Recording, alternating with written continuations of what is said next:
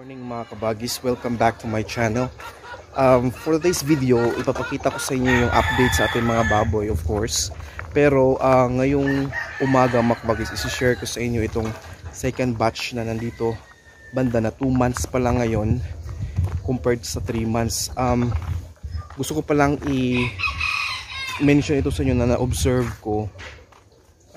Mas maganda pala mga kabagis na mas matagal silang kumain ng grower kaysa 1 month mo. Tingnan mo yung resulta sa kumain ng maraming araw na silang kumain na ngayon ng grower, lagpas 1 month na, at then parang observe ko na i-change ko ito ng finisher.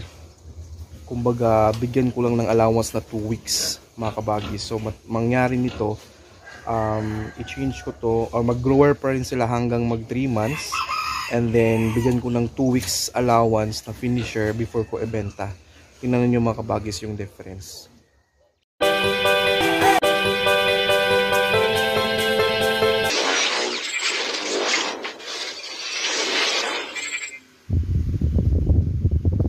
Ito na sila mga kabagis, yung nag grower pa rin. Tingnan mo yung mga katawan mga kabagis. So ito yung na-observe ko lang na gusto kong share sa inyo, na mali yung 1 month mo, 1 month na starter, 1 month na grower, 1 month na finisher. Mas maganda na gawin nating 2 months at least na kumakain sila ng grower. Tingnan mo yung mga katawan mga kabagis. Ang tataba. Kasi may mga araw-araw dito kasi kabagis, dahil dito sa natirang 8 na 3 months na mahigit, sa katapusan na yan sila ibenta. Dahil kasi 3 months na mahigit sila, maraming pumupunta dito na mga bumibili ng baboy, and then halos lahat sila magko-comment na parang magkapatid lang ito dito sa kabila. Sabi, akala nila magkasabay lang nakuha namin na biik, pero sabi ko hindi, mas late ito ng 1 month, kasi 2 months pa lang, tapos 3 months na dito nga. Sabi nila, totoo ba na 2 months lang to? Para kasing the same yan nung laki or mas malaki pa ang iba. Ito, katulad nito mga kabagis, suppose sinasabi nila na mas mabigat ito dito sa kabila kaysa doon. Iwan ko lang, pero yun yung na-observe ko, kaya gusto kong i-vlog at ipahatid sa inyo na mas maganda na mas matagal silang kumain ng grower kaysa sa mag finisher kaagad. I-observe natin ito mga kabagis hanggang mabenta ko, at dito kung ano yung maabot nilang kilo talaga. Kasi ito mangyari, mabenta to sila ng 3 months and 2 weeks sa atin, and then ito rin ibenta ko rin ito ng 3 months and 2 weeks. I-observe ko talaga yung difference. Pero sa tingin ko, ito kasi at itong nandito mga kabagis, magkasing laki lang talaga, or mas malaki pa nga. So yun, maganda yung talagang ino-observe natin kung ano yung mas maganda. Ilang araw lang dapat itigil itong grower, or ilang araw lang pakainin ng finisher. Kasi may maraming nagtatanong sa akin yan. And yun nga, na-observe ko na ito mas nag-work siya, na mas matagal silang kumain ng grower. Kasi iba talaga yung kanilang paglaki, iba yung bilis ng paglaki nila, iba yung bigat na, tingin mo, napakabigat tingnan ng mga baboy na yan kabagis. So yun din So until now, nag-grower pa rin yan sila. So yun lang yung parang magandang nakita ko dito sa kabila. Going back dito sa mga ito, ibibenta na sila. Yan. Next, sa katapusan na to. So parang yun nga, ang magkaiba sila sa hugis ng katawan daw. Kasi ito pahaba at saka parang slim konti, unlike doon na pahaba din na may kumbaga malaki yung katawan. Yung bang sa ano ba, mayroon kasi silang tinitingnan kabagis na ma-estimate kaagad nila yung kilo ng baboy, yung sukat dito sa bandang harapan ng baboy na paa, kung gaano kalaki yung katawan dyan at sa pahaba niya, ma-estimate nila kaagad yung gaano kabigat yung baboy, gaano ka ano yung timbang.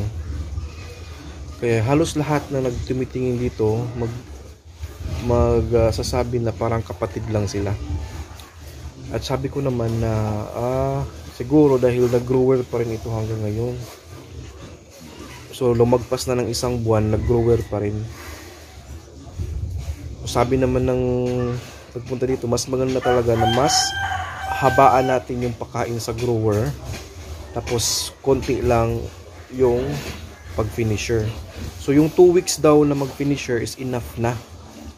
Sabi ko okay, i-observe natin yung difference, kaya kunin natin yung mga timbang nila soon na mabenta na yan mga kabagis. Okay, pinapakita ko lang. Katapos lang nilang kumain, no? Ayan. Hello. Hello. Pa-cute siya. Pa-cute siya. Yan. So yun mga kabagis, no? Ini-emphasize ko na sa mga nagtatanong regarding sa pag-change natin starter, grower, finisher. So mas maganda talaga na mas tagalan natin si grower before tayo mag-finisher. Yung 30 days na pakain sa starter, enough na yon. Pero yung pag-grower natin, gawin natin at least 2 months. Then mag-add tayo ng additional 2 weeks for finisher para talagang bibigat yung ating mga alaga. Mga kabagis, naging ngayon ino-observe ko talaga yung ating mga alaga kasi gusto ko na sa next batch nila, or kung tayo na yung mag-alaga ng inahin, tayo na yung magpapakain ng sarili nating mga biik, gusto ko talaga na ma-maximize ko yung timbang ng mga baboy. Kasi nga sabi ko sa inyo, I'm still in the process of learning pa rin, ino-observe ko pa rin yung mga bagay-bagay sa pagpakain. So yun, so halos lahat na na-observe ko na maganda, nag-work sa atin mga kabagay, sinishare ko sa inyo yan. So just please bear with me, no, regarding doon sa mga nagtatanong kung ano yung mga calculations and all. Hindi pa ako makapagbigay niyan, pero kung gusto ninyong makuha yung initial, meron akong video dyan, yung 10 baboy nga, yan, pino-flash ko, about doon sa possible profit natin nung nakaraang batch ng baboy ko na 10 din. So yun mga kabagis, just keep on commenting po, and then bukas na po yung ating live streaming to announce our winner. May isa tayong mananalo ng 1,000 worth of load, and then congratulations sa mga nanalo noong nakaraang linggo. Kahapon ko na napadala na pala yung mga nanalo, no, yung mga walang GCash at saka walang Paymaya, katulad ni Richard Santos. Bro, kabagis, congratulations again. And napakalaking bagay daw yung ating paraffle mga kabagay sa mga kasamahan or mga subscribers and viewers natin na talagang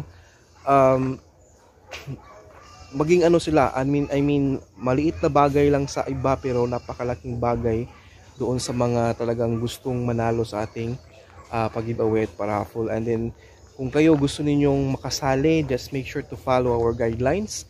Puntahan nyo yan, yung ating Facebook page, i-follow ninyo, and then once na follow ninyo mga kabagis, just comment down doon kung ano yung item na nakita ninyo sa ating mga videos. And thank you so much.